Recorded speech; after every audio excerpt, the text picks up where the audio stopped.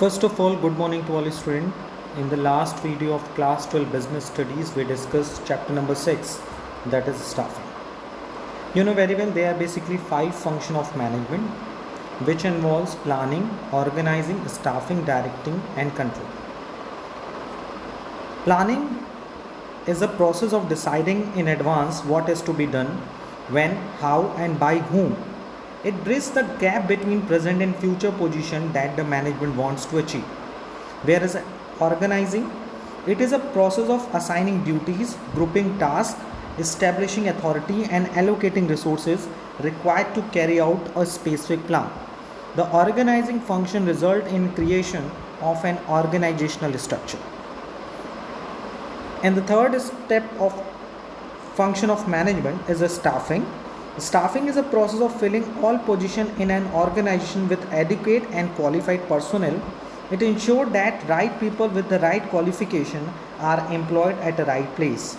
This is also known as human resource function, which involves activities like recruitment, selection, placement and training. After discussing the third function of management, now we will move to the fourth function of management, that is directing. In simply word, we can say directing is a function which include leading, influencing, guiding, supervising and motivating people towards the attainment of planned targets. It is also known as the executive function of management, as it is concerned with the execution of plan and policy framed by top management. So what is directing? Directing refers to the process of instructing, guiding, leading, counseling and motivating people in an organization to achieve predetermined objective. यानी कि पहले से decide objective को achieve करने के लिए organisation में people को इंस्ट्रक्ट करना, गाइड करना, लीड करना, उनकी काउंसलिंग करना और उनको मोटिवेट करने के लिए जिस फंक्शन ऑफ मैनेजमेंट की यूज़ किया जाता है उसे हम बोलते हैं डायरेक्टिंग. यानी डायरेक्टिंग एक ऐसा फंक्शन है जिससे ऑर्गेनाइजेशन में काम करने वाले व्यक्तियों को, पीपल्स को गोल को अचीव करने के लिए उन्हें हम इंस्ट्रक्ट करते हैं, निर्देश देते हैं, गाइड करते हैं यानी दिशा देते हैं, लीड करते हैं यानी उनका नेतृत्व करते हैं, काउंसलिंग मतलब अगर उनके कोई डाउट्स हैं, कोई कंप्लेंट्स हैं तो उसको रिजॉल्व करते हैं और उनको मोटिवेट करते हैं यानी कि उनको मोटिवेट का मतलब होता है अभिप्रेरित करना, यानी उनको इनहेरेंट वे में उन्हें मोटिवेट करना कि उन्हें ये काम करना है. Therefore, directing is performed by every manager on a continuous basis as without direction. Organizational activities cannot continue further, thus it takes place through the life of an organization. यानी we can say कि पूरे organisation का life process क्या होता है, वो होता है life and life process, that is a directing, क्योंकि ये कॉन्टिन्यू रूप से चलता रहता है, क्योंकि बिजनेस में हर एक्टिविटी चलती रहती है. तो उस एक्टिविटी को चलाने के लिए हमें अपने ऑर्गेनाइजेशन के पीपल्स को गाइड करना पड़ता है, इंस्ट्रक्ट करना पड़ता है, तभी तो काम परफॉर्म हो पाएगा. जैसे कि हमारा इस बार का ऑब्जेक्टिव है कि मुझे इस साल अपना प्रोडक्शन जो है वो 1000 पर डे करनी है, यूनिट पर डे करनी है. तो इट इज़ एन ऑब्जेक्टिव. उस ऑब्जेक्टिव के लिए पहले हम लोग क्या करेंगे, प्लान करेंगे, what to do, how to do, when to do, by whom to do. ये सारी चीज़ें हम लोग पहले इन थ्योरेटिकल डिसाइड करेंगे. देयर आफ्टर 1000 यूनिट को प्रोड्यूस करने के लिए हमें मैन पावर चाहिए होगा, फिजिकल रिसोर्सेज चाहिए होंगे, फाइनेंशियल रिसोर्सेज चाहिए होंगे, यानी human resource, financial resource and physical resource को अरेंज करना. अलग से ह्यूमन रिसोर्स को अरेंज करने के लिए एक अलग से प्रोसेस है, दैट इज़ स्टाफिंग. अब हमारे पास सारे रिसोर्सेज हैं, हमारे पास एक्टिविटी है, अब हम काम परफॉर्म करेंगे. जिन पीपल्स को हम रखे हैं कि हमारे यहाँ 1000 यूनिट पर डे प्रोडक्शन हो, वो काम करेंगे. काम करते वक्त उनको इंस्ट्रक्शन की ज़रूरत होगी, उनको गाइड की ज़रूरत होगी, उनको लीडर की ज़रूरत होगी. काम करते वक्त कोई प्रॉब्लम्स आएगी तो उसके लिए उनको काउंसलिंग की ज़रूरत पड़ेगी. और कभी कभी वो काम करते करते बोर हो जाते हैं या फिर उनके अंदर एक मोटिवेशन फैक्टर नहीं रहता, क्योंकि मोटिवेशन फैक्टर के थ्रू हम क्या करते हैं, किसी काम को इफ़िशिएंट और इफ़ेक्टिवनेस वे में कराते हैं.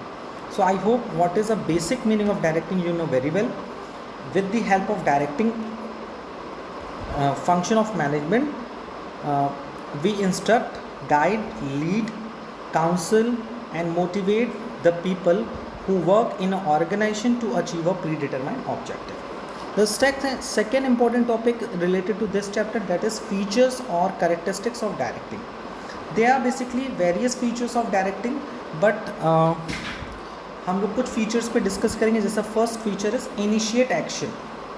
यू नो वेरी वेल, अभी तक हम जितने भी फंक्शन ऑफ मैनेजमेंट को परफॉर्म कर रहे थे वो एक्शन नहीं था, वो एक्शन से करने से पहले प्लान डिसाइड करना, लेआउट तैयार करना. जैसे कि मुझे घूमने जाना है किसी फॉरेन कंट्रीज़ में, अभी नहीं जाना है क्योंकि अभी तो स्थिति सही नहीं है, और फॉरेन तो जाना अभी तो एकदम बेटर नहीं है, अभी तो एकदम सेफ़ नहीं है. सो अगर हमें फ़ॉरेन कहीं घूमने जाना है तो पहले हम क्या करेंगे, उसके लिए प्लान करेंगे, उसके लिए रिसोर्सेज यानी टिकट्स अरेंज करेंगे, वहाँ जाकर किस होटल में रुकना है, हाँ वहाँ का लेआउट तैयार करेंगे ताकि वहाँ घूमने में, वहाँ जाने में मुझे कोई दिक्कत ना आए और वहाँ वापस आने में भी कोई दिक्कत ना आए. रिसोर्सेज अरेंज करेंगे, मनी अरेंज करेंगे, कैसे जाना है, बाई एयर जाना, एयर जाहिर सी बात है एरोप्लेन से ही जाना होगा तो उसके टिकट्स अरेंज करना, जाने आने का, वहाँ के होटल्स बुक करना, वहाँ का रेस्टोरेंट पता करना जो मेरे टेस्ट के अकॉर्डिंग हो, वहाँ कहाँ कहाँ घूम सकते हैं, यानी ये सारी चीज़ें डिसाइड करना, उसके लिए रिसोर्सेज एलोकेट करना.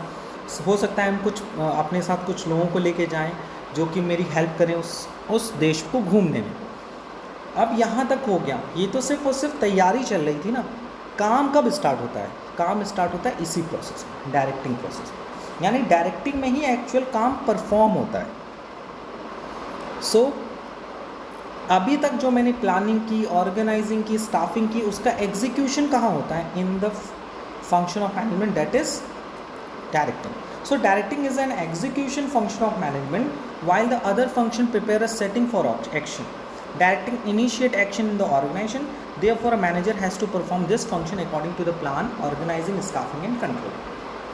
Number second is takes place at every level. Every manager from top to bottom perform the function of directing, or in other words we can say directing takes place whereas a superior and subordinate relation exist. हाँ, जैसे मैं आपको पढ़ा रहा हूँ तो मैं आपको क्या कर रहा हूँ, एक गाइडेंस दे रहा हूँ, गाइडेंस पे आप फिर स्टडी करोगे. तो कभी कभी आप पढ़ने से बोर हो जाते हो तो मैं आपको मोटिवेट करता हूँ, चाहे वो पॉजिटिव वे से करूँ चाहे नेगेटिव वे से मैं करूँ, वो तो मेरे ऊपर डिपेंड करता है. दूसरा, आपको कुछ प्रॉब्लम्स आती है तो मैं आपकी काउंसलिंग भी करता हूँ. ये यहाँ पे देखिए टीचर एंड स्टूडेंट के बीच में टीचिंग लर्निंग प्रोसेस चल रहा है, पढ़ाने और लर्न करने का प्रोसेस चल रहा है. ये भी एक डायरेक्टिंग का एग्जाम्पल है. इसमें जो भी प्रॉब्लम्स आती है उसमें सुपीरियर मैं हूँ, सबॉर्डिनेट्स आप हैं. आपको मुझसे सीखना है, आपको मुझसे सीख के अपनी स्टडी को कंप्लीट करनी है और मार्क्स अच्छे से अच्छे लेकर आने हैं एग्जामिनेशन में. तो ये कैसे होगा सर, ये होगा with the help of directing process से. तो डायरेक्टिंग का जो प्रोसेस है वो हर जगह चलता है, चाहे टॉप लेवल हो, चाहे मिडिल लेवल हो, चाहे सुपरवाइजर लेवल हो, as well as it is applicable in all types of organisation, all types of work. तो डायरेक्टिंग का जो प्रोसेस होता है वो सब जगह अप्लाई होता है जहाँ पे सुपीरियर एंड सबऑर्डिनेट का रिलेशन एग्जिस्ट करता है. The third one is it is an continuous process, you know, because of directing चलता रहता है. It does not mean issuing an order और instruction, but a manager must continuously guide, inspire and supervise his subordinate so that organizational goals are achieved on time. If direction organization stops, it cease to work and grow. Yes, directing का जो एक process है ना वो लगातार चलता रहता है. आप कैसे कह सकते हो, आप किसी भी ऑर्गेनाइजेशन में जाओ, वहाँ पे जब भी कोई सुपीरियर और सबऑर्डिनेट्स काम करते हैं तो सबऑर्डिनेट जब काम करता है तो वो अपने सुपीरियर से लगातार इंस्ट्रक्ट होता रहता है, गाइड होता रहता है. काम करते करते जब वो इनहेरेंट रूप से वीक हो जाता है तो उसको मोटिवेशन सुनने को मिल जाता है कि you can do it, don't worry, या नेगेटिव वे में काम करो नहीं तो निकाल दिया जाएगा. सो इस तरह की चीज़ें होती हैं. या कोई प्रॉब्लम आता है कि सर ये प्रॉब्लम है, बताइए कैसे इसको सॉल्व करें, ये दिक्कत आ रही है इस काम को करने में. तो डायरेक्टिंग का जो प्रोसेस है ना वो ऑर्गेनाइजेशन में लगातार चलता रहता है. अगर गोल कंप्लीट हो गया तो फिर सेकंड गोल के लिए डायरेक्टिंग काम चलता रहता है, क्योंकि गोल भी हमारे अनलिमिटेड है, यू नो, कि हमारी जो डिज़ायर है वो अनलिमिटेड है. तो जब ऑब्जेक्टिव अनलिमिटेड है तो डायरेक्टिंग प्रोसेस तो हमेशा चलता रहता है. जैसे आप हमेशा कुछ ना कुछ ऑब्जेक्टिव लेके पर डे उठते हो तो कोई ना कोई काम करते रहते हो, तो ये भी तो एक एक्शन है. एक्शन से पहले आप प्रिपेयर करते हो अपने आप को. तो वही चीज़ है कि डायरेक्टिंग भी लगातार चलता रहता है. The fourth important feature of directing that is flows from top to bottom. Directing का जो प्रोसेस है ना वो टॉप लेवल मैनेज करता है बॉटम लेवल से। जैसे it is initiated at a top level and flows top to bottom, which means that it flows downward in the hierarchy. Every manager can direct his immediate subordinate and take instruction from the immediate boss. Yes, अगर मैं कोई काम कर रहा हूँ, कोई work कर रहा हूँ, तो मुझे जब प्रॉब्लम होगी तो मैं किससे हेल्प लूँगा?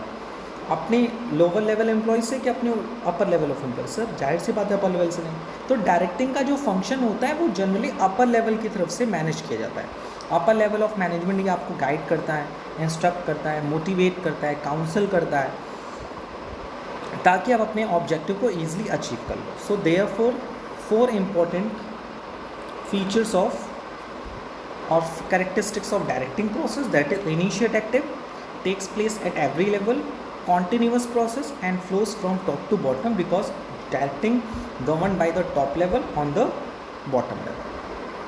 The next heading is importance of directing. अब जैसे हम बात करें, जितना मैंने पॉइंट्स अभी ऊपर डिस्कस किया वो एक तरह का फीचर भी था और उसकी इंपॉर्टेंस को भी बताता है। जैसे अगर हम डायरेक्टिंग पे बात करें कि डायरेक्टिंग इज व्हाट?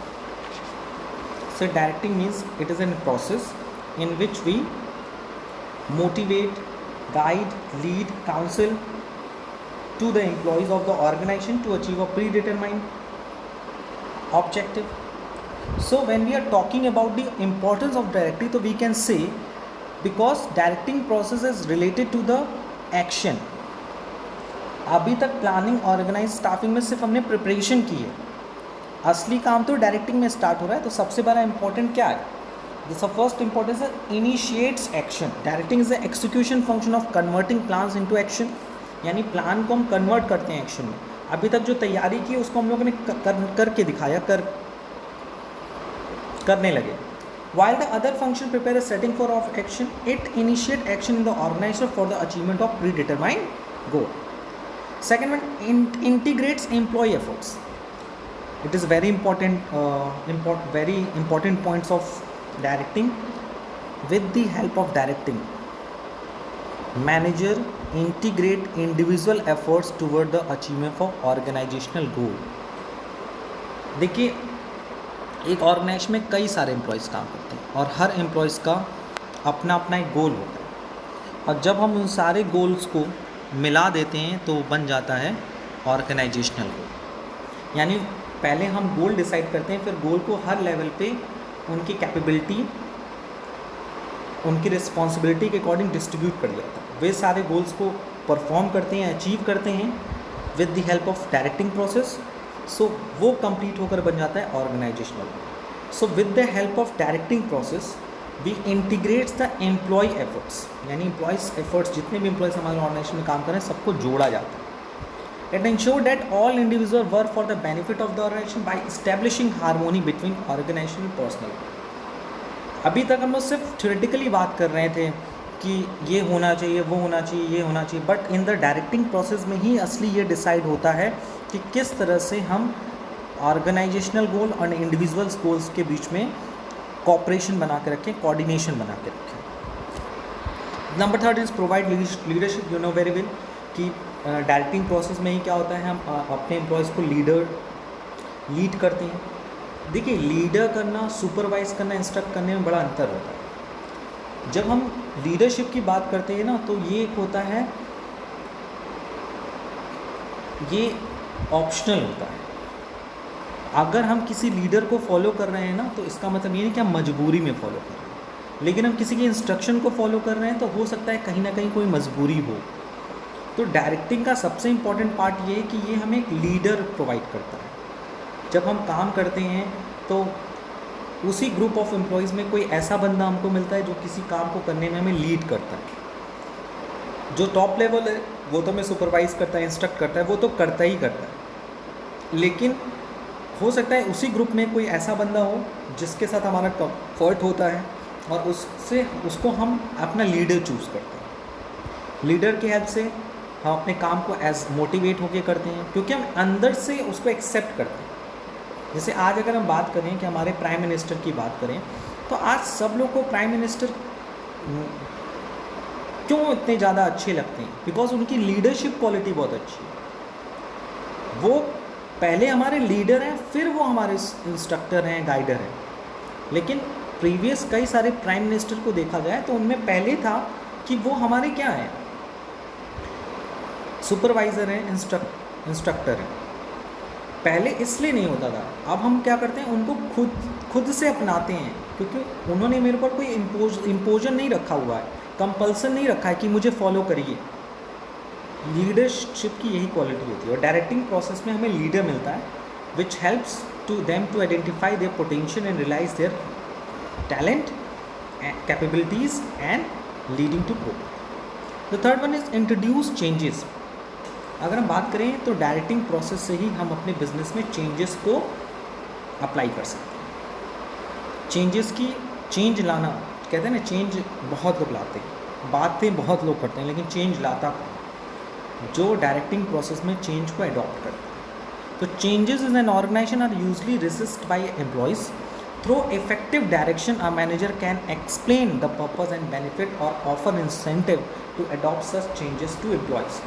डायरेक्टिंग एक ऐसा प्रोसेस है जिसमें हम एम्प्लॉयज़ को समझा सकते हैं कि देखो यार, अगर ऐसा नहीं हुआ ना तो देखो ये हो रहा है, नई मशीन नहीं आ रही, देखो इतना काम करना है। जैसे अगर हम एक छोटा सा एग्जांपल लें कि 2004 एंड 5 में 2007 एंड 8 या 2000, मुझे एग्जैक्ट ईयर नहीं याद आ रहा है, यूपी गवर्नमेंट का एक डिसीज़न आया था कि हर गवर्नमेंट ऑफिस में कंप्यूटर डाटाबेस होना बहुत ज़रूरी है। तो काफ़ी पुराने एम्प्लॉयज़ हैं, उनको तो भाई कंप्यूटर ऑपरेट करना आता नहीं है।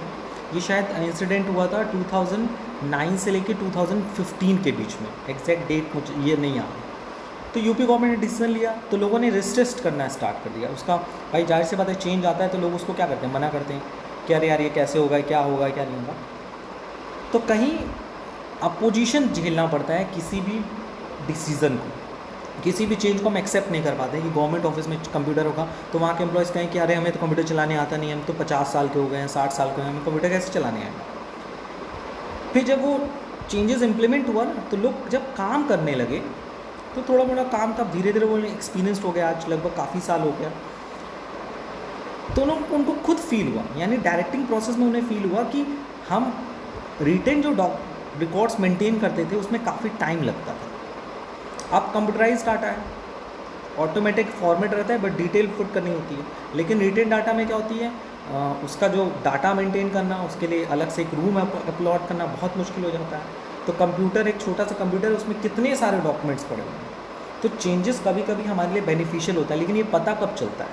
ये पता चलता है जब हम उसको इम्प्लीमेंट करते हैं, जब हम उस पर काम करते हैं। अगर हम कंप्यूटर पे काम ही नहीं करते तो पता ही नहीं चलता। जहाँ डॉक्यूमेंट्स के लिए मुझे एक कमरा लगता था भरने के लिए, वहाँ एक कंप्यूटर पे ही काम हो जा रहा है।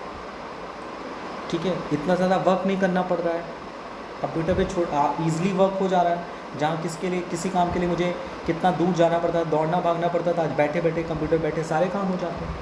तो चेंजेस होना चाहिए, ये चेंजेस ऑर्गेनाइजेशन के लिए बेटर हैं।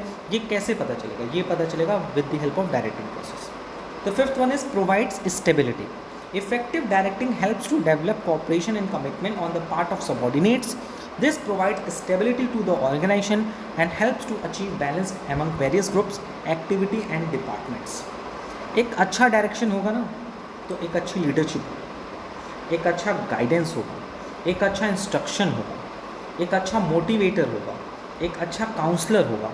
तो मुझे नहीं लगता कि किसी ऑर्गेनाइजेशन में कोऑपरेशन नहीं होगा, कमिटमेंट फुलफिल नहीं किया जाएगा। यानी अगर हम एक अच्छा डायरेक्शन प्रोसेस इस्टेब्लिश कर लें, काम को अच्छे ढंग से करें, बातें हवा में ना करें कि मैंने प्लानिंग ये की, ऑर्गेनाइजिंग ये की, स्टाफिंग ये की, काम ही अच्छे ढंग से नहीं हुआ। जैसे मैंने प्लानिंग प्रोसेस में बताया था, इम्प्लीमेंट द प्लान। तो डायरेक्टिंग जो है वो it is a part of the implement of the plan. उसी डायरेक्टिंग प्रोसेस में ही तो हम लोग प्लान को इम्प्लीमेंट करते हैं। अगर प्लान इम्प्लीमेंट सही ढंग से नहीं होगा तो आप खुद ही सोच लीजिए उसका रिजल्ट क्या आएगा। मैंने जितनी प्लानिंग की, जितनी ऑर्गेनाइजिंग की, जितनी स्टाफिंग की, सब फेल तो हो गया। तो with the help of effective directing helps to develop cooperation and commitment on part of subordinates. Subordinates के अंदर कॉपरेशन की भावना आती है, कमिटमेंट की भावना आती है। And this provide stability to the organization and helps to achieve balance among various groups, activities and department. So हम लोगों ने दो चीज़ें आज पढ़ ली। पहला कि डायरेक्टिंग के क्या क्या फीचर्स हैं और डायरेक्टिंग के क्या क्या इंपॉर्टेंस हैं. इंपॉर्टेंस में देख लें, they are basically 5 importance of directing. Initiate actions, integrates employee efforts, provide leadership, introduce changes, provides stability. Now we will move to the next topic, that is elements of directing. ऐसे अभी हमने definition में बात करें ना directing में, कि directing refers to the process of instructing, guiding, leading, counselling and motivating people in the organisation to achieve predetermined objective. तो इस पूरे डेफिनेशन में आपको कुछ टर्म बाहर आ रहे हैं, जैसे इंस्ट्रक्शन, लीडिंग, गाइडिंग, मोटिवेटिंग. ये सच काइंड ऑफ टर्म्स जो हैं वो इस डेफिनेशन में हाईलाइट कर रहे हैं. वही highlight terms will be known as the elements of directing, क्योंकि इन सारे एलिमेंट्स के बिना जो डायरेक्टिंग है वो अधूरा. अगर हम डायरेक्टिंग की बात करते हैं कि हम डायरेक्ट कर रहे हैं, तो डायरेक्ट में आप क्या कर रहे हो? जो काम हो रहा है उसको सुपरवाइज कर रहे हो, जो काम हो रहा है उसको लीड कर रहे हो, जो काम हो रहा है उसको मोटिवेट कर रहे हो, और जो काम हो रहा है उसको कम्युनिकेट कर रहे हो. यानी a manager directs his subordinate by guiding, leading, motivating and instructing them to achieve organizational goal as per the need of the individual. Thus the elements of directing includes supervision, motivation, leadership, communication. और इस पूरे chapter में आपको हर एक elements को अलग अलग discuss करना है. सबसे पहले हम लोग डिस्कस करेंगे सुपरविज़न क्या होता है, फिर डिस्कस करेंगे what is motivation, third one is leadership, fourth one is communication. और जब ये सारे पार्ट्स को हम लोग डिस्कस कर लेंगे तो ऑटोमेटिक हम लोग डायरेक्शन को स्टडी कर लेंगे कि what is directing process. Now we will move to the first elements of directing, that is supervision. What is supervision? The word supervision consist of two terms, that is supervision. Supervision word दिख रहा है? What is supervision? Supervision, the word super means over and above, यानी ऊपर से, and vision मतलब सी. अब इनको word combine कर लीजिए. सुपर मतलब ऊपर, विजन मतलब देख रहा है. कहते हैं ऊपर वाला सब देख रहा है, वही है सुपरविजन. ऊपर वाला सब देख रहा है, वो सीसीटीवी वाला नहीं, भगवान. और ऑर्गेनाइजेशन का भगवान कौन है? सर हमारा सुपीरियर. तो सुपीरियर क्या होता है? अपने सबऑर्डिनेट को वॉच करता है, जस्ट लाइक अ सीसीटीवी कैमरा, जस्ट लाइक अ गॉड. कैसे काम कर रहे हो? Okay, thus when they combine they give us the meaning of supervision, seeing from above. ऊपर से देखना. The term supervision can be understood in two ways. The first way is supervision as an elements of directing. अगर supervision को हम directing elements में देखें, the term supervision can be defined as overseeing the subordinates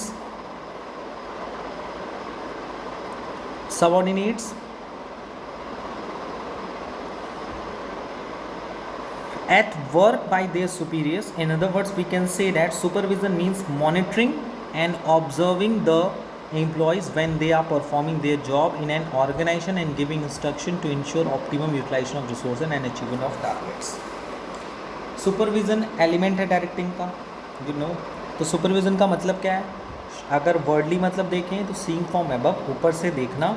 और technological या एक ideal definition देखें तो हम ये कह सकते हैं कि supervision as an element of directing, it is an monitoring, observing the employees, यानी एम्प्लॉयज़ को सुपर मॉनिटर करना, ऑब्जर्व करना, when they are performing their job in an organisation, जब वो अपने ऑर्गेनाइजेशन में वर्क कर रहे होंगे, एंड गिविंग इंस्ट्रक्शन, और उनको टाइमली इंस्ट्रक्शन भी प्रोवाइड करना to ensure optimum utilisation of resource, कि जितने भी ऑर्गेनाइजेशन में रिसोर्सेज हैं उनका ऑप्टिमम यूज़ हो और टारगेट्स को अचीव किया जाए. बहुत सिंपल सी बात है. आप भी कहीं काम करेंगे फ्यूचर में तो आपका जो सुपीरियर है यही बताएगा, आपके काम को मॉनिटर करेगा, ऑब्जर्व करेगा, और आपको टाइम इंश्योर करेगा कि देखो यार ज़्यादा रिसोर्सेज वेस्ट मत करो, रिसोर्सेज को अच्छे से यूज़ करो और टारगेट को टाइम पे कंप्लीट करो. वहीं second definition of supervisor as a function of supervisor, you know, कि सुपरवाइज़र बिजनेस में ऑर्गेनाइजेशन में होता है, वो आपके काम को सुपरवाइज करता है. तो supervision can be understood as a function perform by the supervisor which is the manager position at operative level in this capacity he deals direct with the worker and instructor. Supervisor का नाम सुना होगा कि एक manager position का एक ऐसा position होता है, ऑपरेटिंग लेवल, ऑपरेटिंग मतलब काम, सुपरवाइजरी लेवल का एक ऐसा पोजीशन होता है जो कि वर्कर से डायरेक्टली डील करता है और उनको इंस्ट्रक्ट करता है। Now what is the importance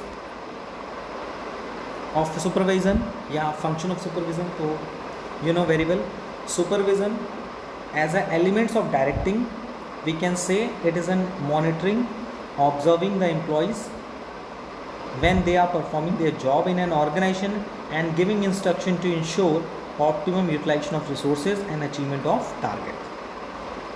As a function of supervisor, we can say that supervision is a managerial position at operative level in which he deals directly with the worker and instruct them. So at the last we can say the following function of supervision or importance are as follows. The first one is maintain contacts. You know, a supervisor maintain day-to-day contact and friend relation with the workers and he guide and instruct them like friend, philosopher and guide. तो supervisor क्या होता है, अपने workers के साथ day to day contact करता है, friend relation create करता है, उसकी जो प्रॉब्लम होता है उसको सुनता है, और उनको जो काम करने में दिक्कत आ रही है, परेशानी होती है, उसको गाइड करता है, उसको इंस्ट्रक्ट करता है। Number second, acts as a link. A supervisor acts as a link between workers and manager as he convey management ideas and instruction to the workers and workers grievances and suggestion to the manager. अब देखिए supervisor का दूसरा role क्या है. पहला role था कि वो कांटेक्ट बना के रखता है वर्कर्स के साथ. दूसरा है वो वर्कर्स और मैनेजर्स के बीच में एक लिंक होता है. अगर वर्कर्स को कोई दिक्कत है, परेशानी है, ग्रीवेंसेस है, सजेशन है, तो वो पहुंचाता है वर्कर की तरफ से मैनेजर्स को. और अगर वर्कर की तरफ से कोई आइडियाज़ हैं, इंस्ट्रक्शन है, मैनेजर्स की तरफ से कोई आइडियाज़ हैं, तो वो वर्कर्स तक पहुंचाते हैं. देख लीजिए यहाँ पे थोड़ा सा कन्फ्यूज़न आपका क्रिएट ना हो. मैनेजर्स की, अब ये वर्कर्स हैं, ढेर सारे वर्कर्स हैं और ये मैनेजर है. थोड़ा हम इसको बड़ा बना देते हैं. और ये है सुपरवाइज़र, इसको हम डब्बे में बंद कर देते हैं. तो ये मैनेजर है, ये वर्कर है और ये बीच में हमारा सुपरवाइज़र है. एज अ लिंक काम करता है. मैनेजर्स कोई भी इंस्ट्रक्शन देते हैं या कोई आइडियाज़ बताते हैं कैसे काम करना है, तो वो वर्कर तक पहुंचाता है. और वर्कर की तरफ से कोई ग्रीवेंसेस हैं, सजेशन है, तो मैनेजमेंट तक पहुंचाता है. बस सिंपल सा बात है. The third, maintains group unity. A supervisor sort out reference among workers in the order to maintain group unity and harmony with the organisation. ये बात माननी पड़ेगी कि with the help of supervisor आप क्या करते हैं, जितने भी सुपरवाइज़र लेवल में ग्रुप हैं उनमें यूनिटी क्रिएट करते हैं, उनमें हार्मोनी क्रिएट करते हैं. हार्मोनी का मतलब होता है शांति क्रिएट करना, ठीक है. इंटीग्रेट्स करके लेके चलना, मतभेद लेके नहीं चलना, उनमें डिफ्रेंशिएट नहीं करना, उसमें सिमिलरिटीज़ करना, उनको इनिशिएट करना, उनको मोटिवेट करना, ये सारी चीज़. The fourth one is ensure performance. With the supervisor is responsible for the achievement of goal for which he motivates employees ensure performance of organisation. अब सुपरवाइज़र को हम लोग किसी गोल के अचीवमेंट के लिए रिस्पॉन्सिबल बना दिए कि भैया काम पूरा होगा तो ठीक है, नहीं हुआ तो तुम ही रिस्पॉन्सिबल होगा. तो वो डे टू डे एम्प्लॉयज़ को मोटिवेट करेगा, उनके ग्रीवेंसेस को सुनेगा और काम को टाइम पे और मिनिमम वेस्टेज ऑफ रिसोर्स के थ्रू ख़त्म करने की कोशिश करेगा. The fifth one is provide on the job training. Through constant supervision and guidance. The supervisor provides on the job training to the worker. ये भी आप देखते हैं सुपरवाइज़र अपने वर्कर्स को क्या करता है, on the job training provide करता है. बिल्ड्स मोराल डेवलप करता है एम्प्लॉयज़ के अंदर with the help of leadership and motivation. कभी कभी हो सकता है वो काम करने उतने योग्य ना हो या उतना उनके अंदर, एक होता है ना कि कभी कभी हम कोई काम करते हैं और एक होता है कर देते हैं, तो जो कर देते वाला भाव है ना, इमोशन है, वो दूर करने की कोशिश करता है. तो सुपरवाइज़र का काम ही होता है. तो with the help of supervision process we build a moral of the employees. Provides feedback. ये बहुत इंपॉर्टेंट है कि देखिए मैनेजमेंट के वर्क्स एंड एक्टिविटी का फीडबैक कैसे मिलेगा, वो मिलेगा हमें सुपरवाइज़र से, क्योंकि सुपरवाइज़र हमेशा वर्कर्स एंड सबऑर्डिनेट्स के साथ लिंक होता है और उनसे क्या करता है, सजेशन लेते रहता है कि ये काम कैसे करना चाहिए, और इसकी इन्फॉर्मेशन वो मैनेजमेंट तक पहुंचाता है ताकि मैनेजमेंट अपने स्ट्रैटेजी में, मेथड्स में कोई ना कोई जो भी चेंजेस हो, जो एक्सेप्टेबल चेंजेस हो, उसको एक्सेप्ट करें और हम अपने गोल को इजीली अचीव करें। सो आज हम लोगों ने first element of directing that is supervision discuss कर लिया। सुपरविज़न का क्या मतलब होता है एंड सुपरविज़न का क्या फंक्शन होता है और क्या उसकी इंपॉर्टेंस होता है। नेक्स्ट वीडियो में हम प्रेजेंट होंगे with the second elements of directing that is motivation.